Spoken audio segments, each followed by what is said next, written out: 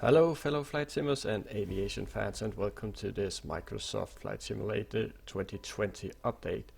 So as you by no doubt have noticed by now, by looking on social media and YouTube, you would have noticed that there has been this event in Seattle a few weeks ago where prolific YouTubers and flight simming journalists and streamers have been invited to get a preview of the new flight simulator. They got to try it and they got to ask questions to the developers directly, which is an awesome thing because it shows that the developers, the SEBO and Microsoft themselves, are very interested in keeping the community and keeping the hardcore community in the loop, and very much as a part of the development of this groundbreaking next-gen flight simulator, which it is going to be without a doubt. So that's very cool, and it's a very smart move by Microsoft, I think, and it has also really snuffed a lot of the critics out there. Obviously there is a lot of questions still unanswered and nothing is certain. We are still very wooed and dazzled by good looks and by the sheer amount of details given. And we won't know anything for sure until the simulator is live. How stable will it be, stuff like that. But I thought I would go through some of the key points of the information that has been dropped on this day when the flight simmers got a chance to question the developers. And it's pretty amazing, to say the least, and I think most people would agree that this is next gen and this is groundbreaking work in the flight simming community. So let's start out by talking about clouds and weather and stuff like that. So they have a completely new atmospheric simulation going on, and the simulator itself will ship with real-world live weather, so no need to buy third-party software for that. It will be all in the simulator. It will have 3D volumetric weather, which is a very big thing. Winds and moisture will interact and make it more realistic. So if you have strong winds, you will have clouds to match that, and so on. So that's important. You will also have a multi-layered atmosphere with good particle density in each layer, and moisture and lighting properties obviously also in those layers, which means that you will have backlighting, like lighting from your aircraft in the clouds, from lighting from the ground up on the clouds. You will have these random rainbows occurring where rainbows should be if you have the right conditions. You will also have stuff like fog and air pollution. I don't know about sandstorms, that would be cool, but I do expect us to see smog over large cities. And of course you will have this heat fog on warm summer days over the waters and so on. And the cool thing is that of course the aircraft will be able to interact with those clouds, so no more fake 2D billboard clouds as we are so used to. The aircraft will cast its shadow on those clouds, and if you fly through them and you turn on your landing lights, you will see the clouds light up in front of the aircraft, which is awesome, something I'm really looking forward to doing because that's so I don't know why it just gets me. And you can have very dense clouds or volumetric fog, so dense that you can't even see a wingtip. You will even be able to see rain clouds out in the distance, you know, where you can see the rain sort of falling from the clouds, and it's quite cool. You will also have no more reloading of weather. The weather will develop and be created naturally, so to say, in the simulator. So clouds will form and they will also go away in real time. The simulator will be able to simulate storm cells and complex storm cells and hurricanes and stuff like that. It will have over 30 different layers of clouds, all with their own properties. So all clouds are all cloud types are simulated in the simulator, which is cool. It will simulate updrafts and wind shear and mountain waves from the wind, wake turbulence, local turbulence, jet streams, and even very local like wake turbulence influencing your left wing, for example. All of that is in the simulator. It has over 60 layers of real-world cloud data plus 20 layers of weather data in the simulator, so it's insane amount of data just in the weather systems there. It has a rendition distance of up to 600 kilometers. I think it's even further underground, I'm not quite sure. But it's more than sufficient enough, so you will no longer be having that ring of cloud around you like you see in like an X-plane. So that's really cool and insane, to say the least. Clouds and the weather will move. It will dissolve, as I mentioned. It will move around you. It will dissolve around you. So no more of that stupid reloading of the weather. It will be weather in the simulator, so to speak. The light from raindrops also, the raindrops will be unique. They will have a mass. They will bend the light through the raindrop, and they will move on your windscreen as per the wind. How the raindrop will be influenced by the speed and the wind, and it will move as it should. So no more fake rain. I don't know what else to call it on the windscreen, or generic fake rain. Each drop will be unique. It will react and act as it should, so that's quite cool. Also, the simulator will come with a full yearly cycle of day and night, and winter's solstice and summer solstice. And if you go north, in the north of Norway, you will have the midnight sun in the summer, or you will have complete darkness in the winter all day. And the moon cycles, of course, all of that stuff as we know it from X-plane and other simulators. So it's quite cool.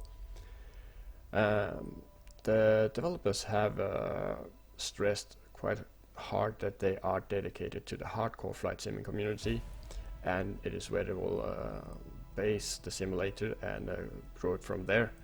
They will of course try to make it available to the general public, and do so by making some good tutorials and beginner tutorials, which is good. It's a good thing to not to make it too inaccessible for others. So I see where they come from as well. Anyway, the world itself, that's the cool part. The world is built from improved Zoom level 19 Bing satellite imagery, and it is using Azure AI technology to extrapolate information from the maps, from the satellite images, to render 3D models of all buildings and structures all over the world. The entire world is modeled. And it uses machine learning to improve the overall quality and improve the satellite images. And it helps to do stuff like correctly placing the buildings and correctly placing trees and stuff like that. It goes all the way down to, I think, below 30 centimeters of zoom level and in detail, and that's quite insane. They use procedurally placed grass and water and lights and generic stuff like that to create a feeling of uniqueness, so to remove anything that could remotely look generic, right? And that's cool.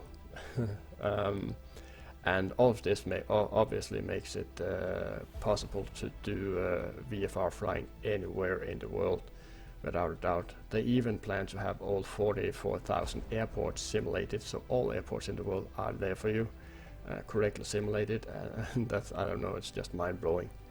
And you might ask yourself how much data does this take? How many hard drives do I need? Well, if you were to download it all, you would need 2.5 petabyte of data space available. That's over 2 million gigabytes of data, and I haven't even calculated how many 10 gig hard drives that would be, but that would be insane, right? So obviously you can't have that, and the human brain, just for instance, is said to be able to hold 2.5 petabyte of data. So basically it's a lifetime worth of information. Quite fun actually, that the data needed to store the world is the same that the human brain has. But anyway, obviously you cannot have you cannot download that and have that on your PC. So they are going to be using streaming data, so you'll be streaming the game. And it is the future of gaming, really. You'll be seeing it in Google Stadia and other types similar to that, where you'll be streaming the world from their service directly to your sim. And you will be able to do that in 3 steps. You could stream the live data for the best quality.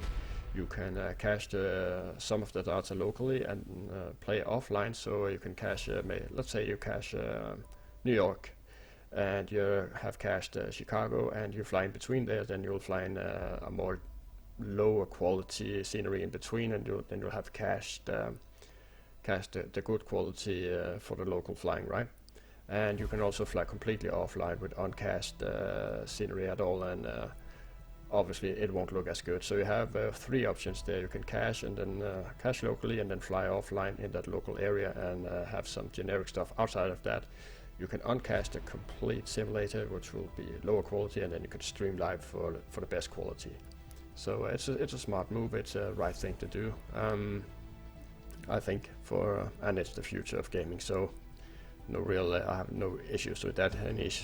All the issues I have is with my internet provider. Hopefully, they will be able to give me the bandwidth I need. Now they have commented that they have no precise indication on bandwidth requirements, but they have actually done some things to make sure that that it's not as big a bandwidth requirement as you would think. So it sounds promising, but we shall see. Yeah. So on the cockpit development, it all sounds promising. Some PBR stuff and 4K, and I don't think it'll be worse than what we have. Actually, it'll just get better, right? So and they have laid down the groundwork for developing obviously GA aircraft, but also jetliners, and in the future they will also add fighter jets and helicopters to the simulator. So we might see it becoming quite a good combat simulator as well in the future. So that's quite cool. They have put a lot of work into the flight model, right? To make and that's a big concern from the community about the flight model. That was one of the biggest concerns, really. But they have put a lot of work into it. They have over 1,000 surfaces simulated simultaneously. Obviously that requires a lot of computations, but they wanted to simulate the actual lift that the aircraft produce and which keeps it up, and that will give it a more lively center of gravity, so to speak. So you will not have that flying on rails feeling anymore. You will have the correct center of gravity, and it will be shifting slightly as per real life flying. So it looks really good, and the feedback from the guys who have tried to simulate it is also very positive on the flight dynamics. So it sounds really good. They've even tested some different stall situations in the Cessnas, and it performs as expected. So it's a good indication, and it is going to be a next-gen aerodynamic simulation, no doubt about it. So that sounds really cool. Also, they have confirmed that they are talking to third-party developers in the flight simming community, and that was also a big concern from the community. But luckily, it sounds like they are taking that into consideration and are letting third-party developers into the game, and that's really good, because that opens up the development of the game in the future, and it's only good to have third-party developers in the loop. They are also already in the process of creating jetliners and large aircraft, so you can look forward to that already. So that's really cool.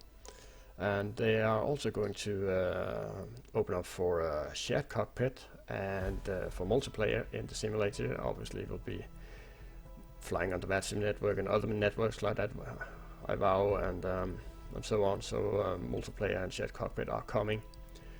And they are taking the time to listen and interact with the community, obviously by inviting all of the simmers to Seattle, but also monitoring what the community is wanting and doing, and what wishes they have and concerns they have, and that all sounds very good. It's they sound quite humble in their approach, and it's good. Obviously, for guys like me, the bad news is that they have no VR plans as of yet. I did not really expect it either. Would have been surprised if it came with VR of the box. It does take some time to implement it correctly, and they did say that actually that they do not have any VR plans. It is on their to-do list, so them not having any plans is not the same as neglecting it, but it's on the to-do list. They have a long to-do list after the simulator is launched. The reason is that they could easily just slam some sort of VR into the simulator and it will not be that good. They don't want that. They want to do it right, and it takes a bit more time, so we just have to respect that, and it's okay. So no hard feelings there. They also don't support multiple screens, so if you're a cockpit builder, you will also have to sit tight and wait for a while before being able to enjoy the simulator with your home cockpit. So we will all have to join the 2D one screen club for a while, but it will be all good, I think. First of all, they are focusing on the Windows 10 PC version, and most likely after that they will launch the Mac and the Xbox version, and after that we will see multiple screens and VR's support coming, I think. So there are also no news on what sort of payment they want, if they want a one-time payment or if they want a monthly fee. Basically anything is fine by me. I think we are used to both parts, so yeah, anything to get to fly the simulator right, because it really is revolutionizing and groundbreaking.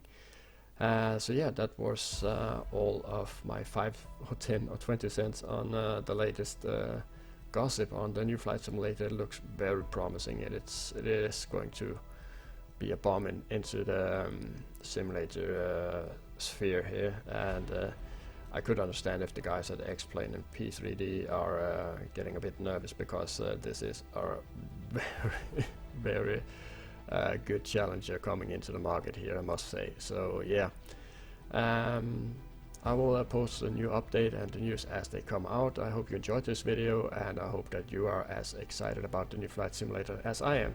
I'll see you in the next video. Thank you for watching, and bye bye.